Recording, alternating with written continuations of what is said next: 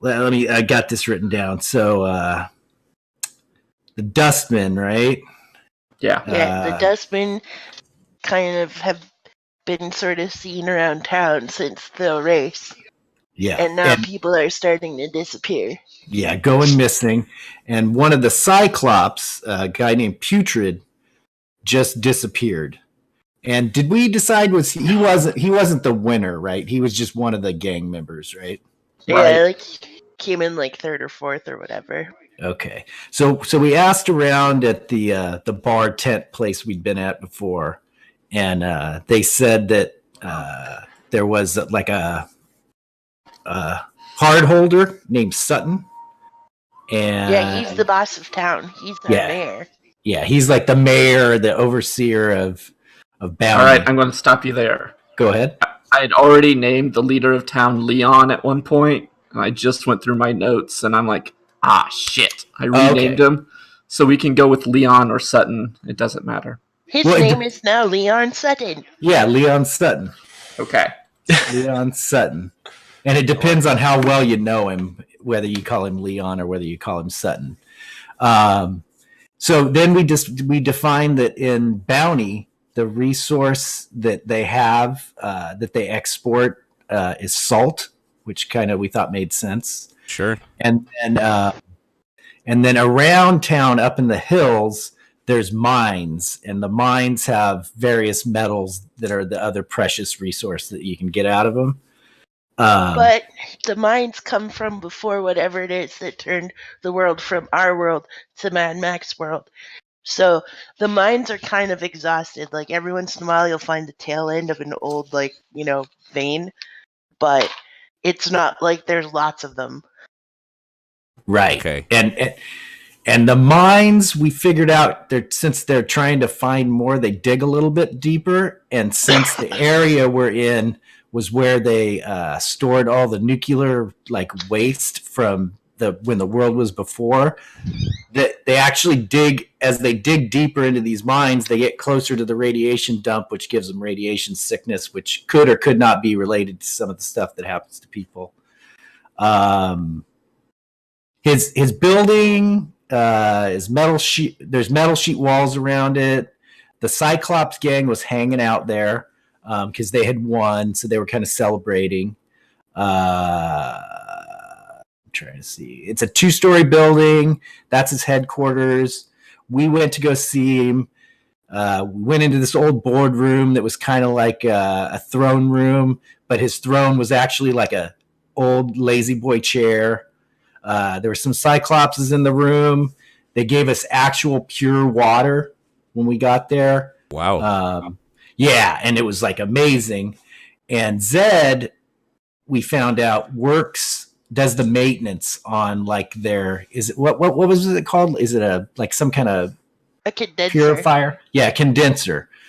And so I tried to look, or Pip tried to look into the Maelstrom and failed miserably and got knocked out instantly when we arrived. Classic Pip.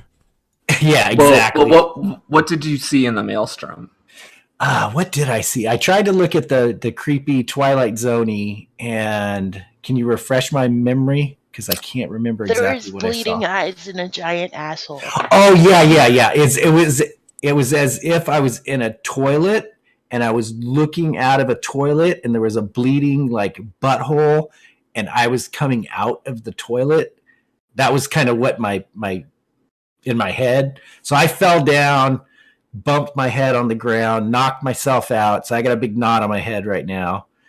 And then Zed, when I woke up, I told her the story about that. And then she told me about the legend of the shitty squirrels, which was some tale, folklore, something about if you use a toilet, then squirrels can come out and attack you and kill you. It's only if you're in a bad biffy, because actual plumbing, the squirrels will drown. Okay, gotcha. Yeah.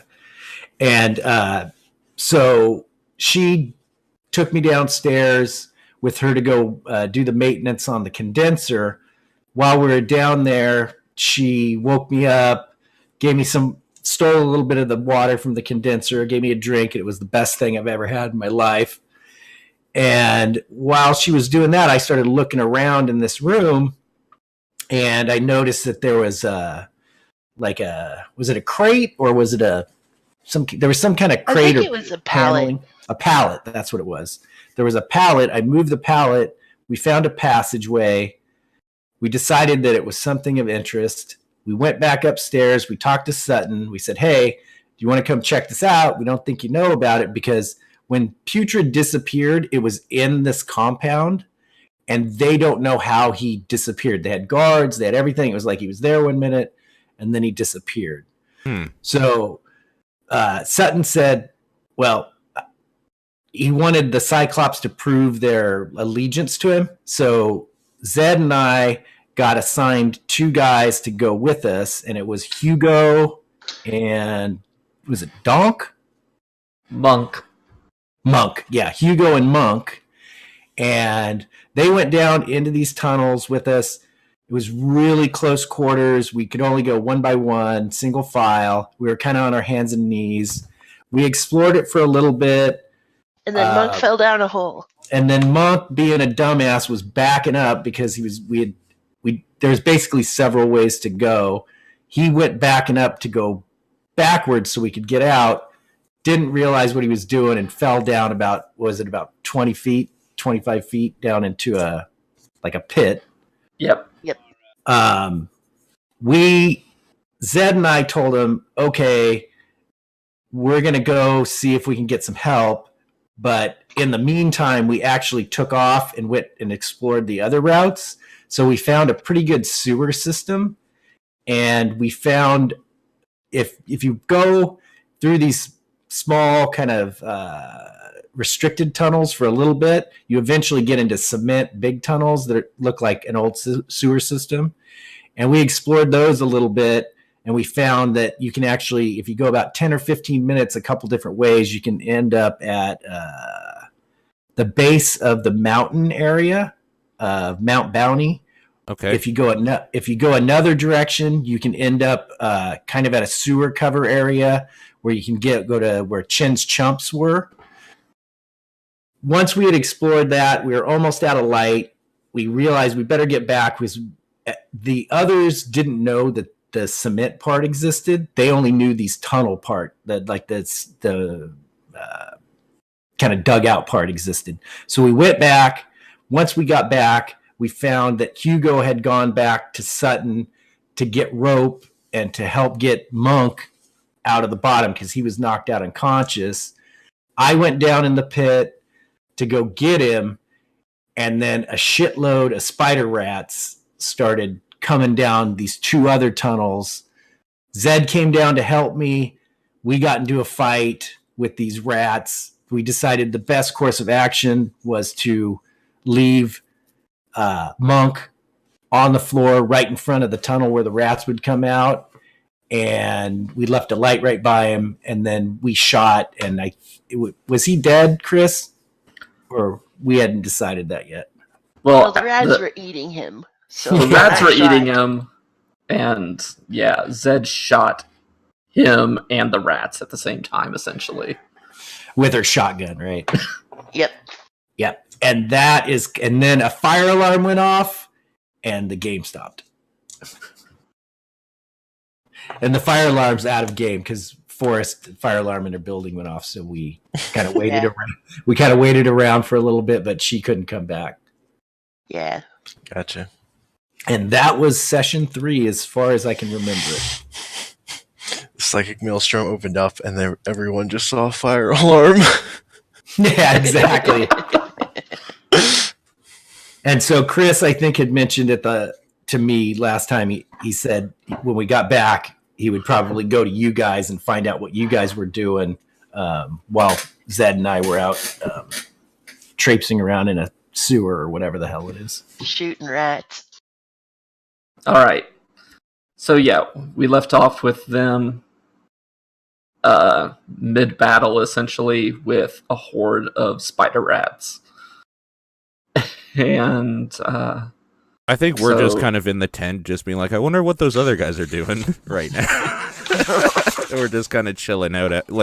I know I'm chilling out after that bullshit that happened in the second session where, like, my brain basically exploded and, like, caught a bunch of people in the psychic maelstrom.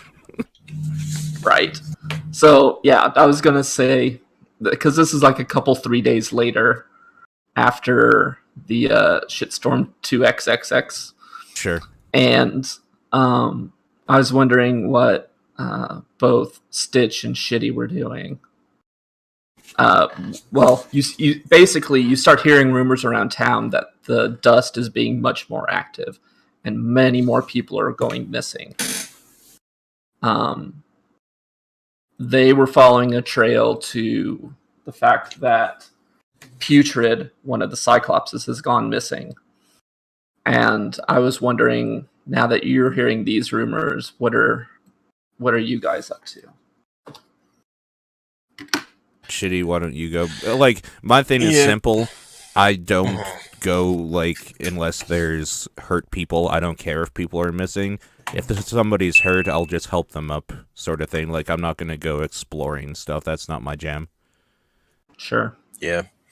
It's not ShitRon's jam either, but his gang is probably pretty riled up after hearing about one of the Cyclopses going missing. So I'm at the point where he has to think of something to get their minds off it. Right. To go, like, do something or go out into the driving Punch somewhere. somebody. Yeah, something. So I'm probably trying to figure out what that's going to be. Mm-hmm. So, Shitty Ken seems pretty rattled that some of the Cyclopses are missing. Ken is this one of your guys. It's said the notes I have for him are he has slicked back hair and he's missing his jaw. Yeah, Ken has no jaw. You mentioned before that some of your gang members were former Cyclopses. Do you remember? Did we ever write down who those were? No, we didn't write down anyone who was a former Cyclops. I've got some. So we'll go with Stu. Okay. And Stu has, like, he obviously only has one eye because he was former Cyclops, but he also has wispy hair and he rides a moped. All right.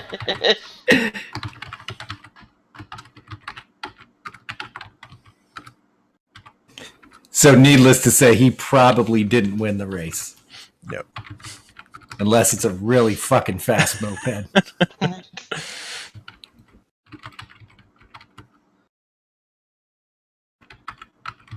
Okay. Stu finds out that Putrid was missing, and he's kind of bummed out because he actually hung out with Putrid quite a bit. Mm-hmm.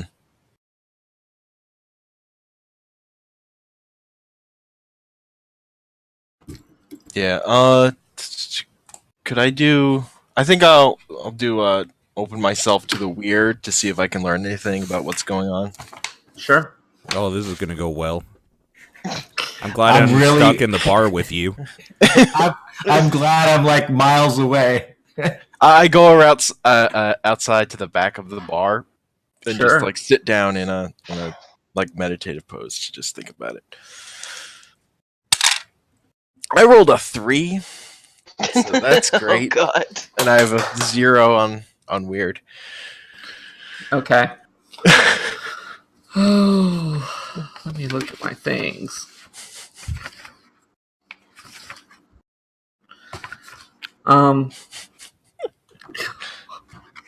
Okay, so when you go into the weird, you usually see somebody come to you and actually speak to you, right? Mm-hmm. Yeah, the woman in a white dress. Although, All right. It's sometimes, if it's really bad, sometimes I see myself on a boat with her, and shit can be super fucked up around there. And sometimes she's a skeleton, depending on how bad things are going. It's like the river Styx. So it's either a nice river or it's like a river of fucking corpses or body parts or something. Like, so considering I rolled a 3, things could be pretty fucked up. It goes from that pleasant Willy Wonka boat ride to that horrifying Willy Wonka ride. Yeah. Pretty much. I love that part. It's my favorite part of that whole movie. It's so weird. Just so unnecessarily weird. All right.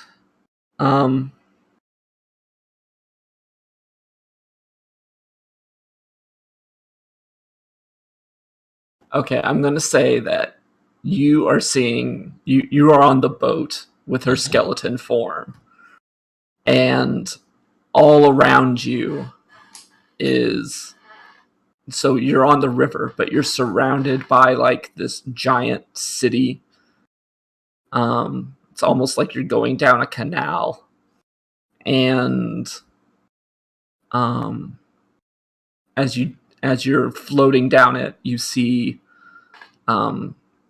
kind of like a pair of giant eyeballs in a hood that resembles the hoods that the dust wear. And they kind of glow really bright. And then you wake up. All right. So I didn't really learn anything, and I don't really want to do that again. So I go get a drink. Okay. So you go to Fleece. Fleece gives you the usual bullshit. The water. other thing that generally happens when I enter the weird is like blood starts dripping out of my nose hole, so I probably clean that up a bit too. Well, you probably miss something as Fleece hands you a dirty rag with your beer, but doesn't say anything. Gotcha.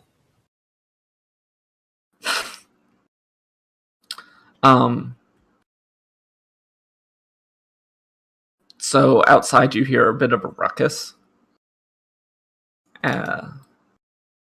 Because, well, you just start hearing a ruckus and some engines revving of some of the bikes. Mm-hmm. Other people in the bar start looking around, kind of like out the door. And those that are close by just like glance out and then are like, whatever, and turn back to their drinks. But you know that Gary is sitting out there. Fucking もしもし。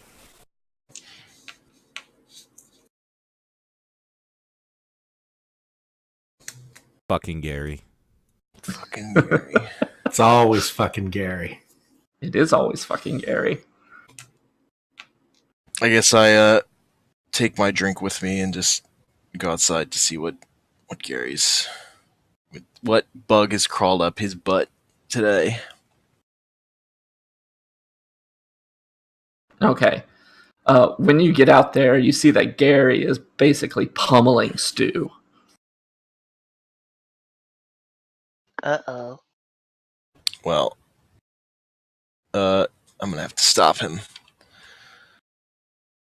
So I drop my drink immediately to go over. So what am I rolling? Plus hard to stop him? To just like I go over, I just want to like grab him. Okay. Do a take something by force or seize by force. So it's plus hard. I rolled a 6. I have a +2 hard. All right. So you can choose 2 from the seize by force. So I take definite hold of him, and I frighten him. Okay. So you grab him. His elbow kind of pulls back and hits you in the nose, so you take 1 harm. Yeah. But like you pull him and you basically throw him to the ground. He's kind of shocked that you've because he wasn't expecting you to come out. to protect Stu. So he's like, why are you pulling me off of this traitor? He's part of our gang. You don't fucking go behind my back. Come to me with anything. No, he's a fucking traitor. I saw him trying to go talking with some of the other Cyclopses. Talking to other gang members is not a crime, particularly when he used to belong to them. That's not enough for your actions. He kind of frowns and looks away, but you've got him pretty well cowed. Stu is pretty banged up. Yeah, I think I'm running out just seeing how bad he is. Can I just assess the situation, like, when I get up to him? Sure. Would that be, like, roll sharp or something, or can I just tell? If you want to read the sitch, it'd be roll sharp, so you could get some more information about the entire situation. But if you're just looking at him, I'll just tell you. Okay. Also, sorry, I know I was a little bit late. What am I highlighting this session? It's the exact same as we left before? off, unless you guys want to change it. No, I'm good with that. I just wanted to make sure. Yeah, just for speed, make it easier, I think, too. Yep, that works. Yeah. Okay. Like, I can tell probably that he's pretty fucked up. Like, yeah. So, but I want to read a sitch to see if I can even help him, if he's even, like, to the point where I could do anything to help. Sure. And I get a total of 8, a 6 plus 2. All right. So on your questions there, I'd say, I guess it's like, what's the most vulnerable to you? He is pretty bad, and it would take him, with constant treatment, about a week for him to recover. Okay, I guess I look over to Shitty and just say, like, he did a number on him. Is he worth saving? Save him if you can. All right, I'm gonna use one of my angel kits to start healing him up, then start the process. Okay, I'm not gonna have you roll on it because because we're he's not just like an NPC. Yeah, sure. So he's an NPC. Also, there's nobody shooting at you. Right. Yet. Yet. So you just start going to work on him, and Gary stands up, and he's kind of muttering under his breath, "I don't know why you're trying to save that asshole." I'm not letting him. I don't want to let him go yet. I look over to Shitty and say, "This is going to cost you. My kit doesn't replenish itself for free." Yep. So I telling Gary, you're responsible for this. You're going to help me pay for it. He's like, totally, well, fuck you. I'm not going to help you pay for this. You help me pay for it now, or you get your face completely bashed in. Ooh, I like where this is going. He's like, I'd like to see you try, old man. All right. Punch him. Fucking kill him, man. Do it. Yeah. So my Go aggro. So my first goal is to just smash him into his face into the ground really hard. Okay. What am I rolling for this? You're going aggro. All right.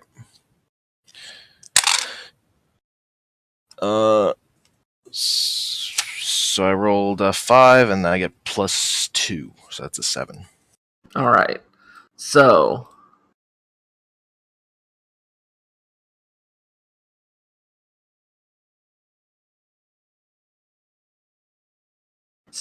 he basically, yeah, you like go for him, and he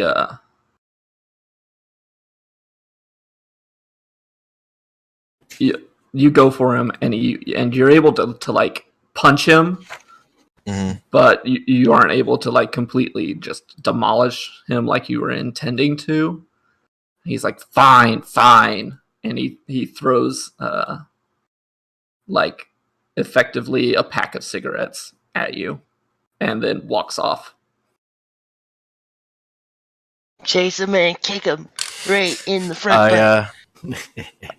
I toss the smokes over to Stitch and ask, "Is that enough?" I look over at who is it again? Stu on the ground. Stu. I look over at Stu on the ground, and it's obvious that he has like tubing and some like actually decently advanced medical things around him. It's just like, you think that's enough? Just kind of like sarcastically. All right, I go over and try to tackle fucking Gary to the ground. Okay. I rolled a 10. Oh shit! So that's 12. Okay.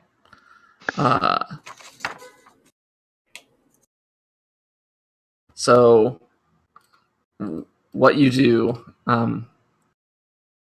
What's it? Hand. So you're just using. You're not using a weapon or anything, right? No. All right. So you run over and tackle him to the ground, and he kind of weakly fights back. But you like grab the top of his head, and you smash him. You keep smashing his face into the ground until you see kind of blood splatter from the side, and he's completely knocked out. Okay, so Gary is knocked out and bleeding. Yes. I want to walk over to Gary while he's knocked out, rip the scab that's been forming over my hand where I cut it open, put it up against his like blood flow, and try to open my brain to the weird doing so. Okay, go for it. I want to learn more about this motherfucker. We got a 5 and a 5 plus 1. We got 11. Okay. So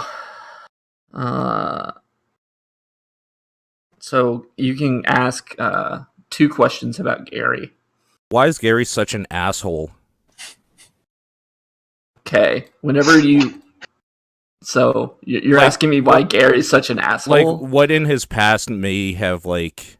I'm trying to get to know more about this character so that, like, when he comes to, maybe I can actually relate to him. So, like, what in his past has happened that, like, really fucked him up? Okay. So, you get the image that Gary has been in gangs and fighting his way to the top since he was extremely young. Like, he was an orphan during, in all of this. He's, like, his mother died to the red sweats, and now he's been fighting his way through life, his entire life. So it's all he's known, basically. Yeah, basically all he knows is that to get what you want, you have to beat it out of somebody else. Okay. And I guess for my second thing is, can I read from, like, maybe his memories or, like, things he said? How loyal is he to this gang? Like, I don't want this motherfucker just turning on a dime. He's loyal to the gang, but not necessarily its leadership. Okay. Can I, like, cut my connection with the weird? Oh, yeah. Yeah. Okay. Yeah. When I do that, I tell Shitty. You cut completely clean. I tell Shitty, like, like, I saw some shit in here. He seems like he'll do whatever the group wants to do, but I don't think he likes it very much. That's fine. It's not his job to like me. I say no, but it is his job to not stab you in the back when we need him. I say kill him right now while he's out. Show the rest of your gang what happens to traitors.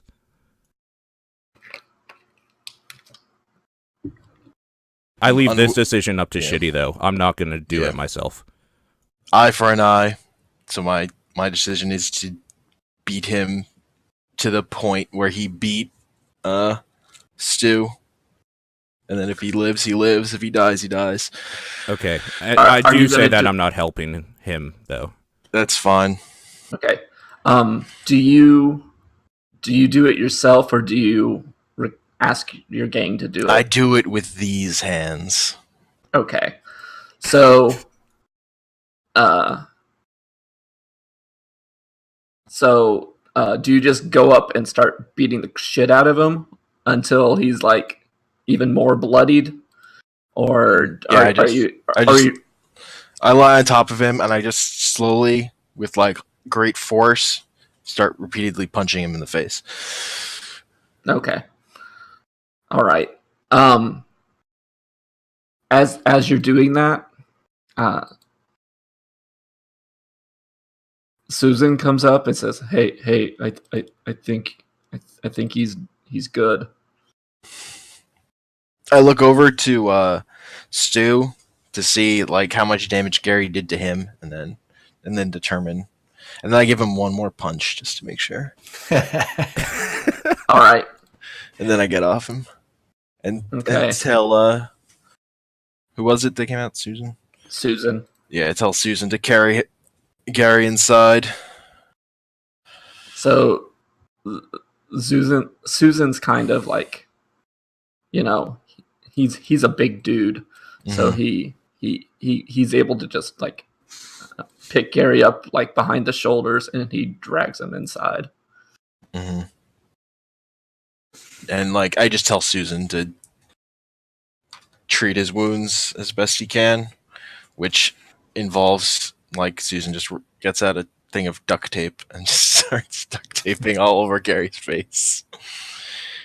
Okay. Like all the wounds just duct tapes over of everything. Fixes everything. Okay. So, what else is happening? So, Fleece kind of shoots you an eye whenever he sees Gary being dragged in by Susan. Like, he just shoots you a look. As in, what the fuck's going on here? Balancing the scales. And like that's all he needs to know. He nods his head and goes back to not cleaning his glasses with a filthy rag. Nice. Okay.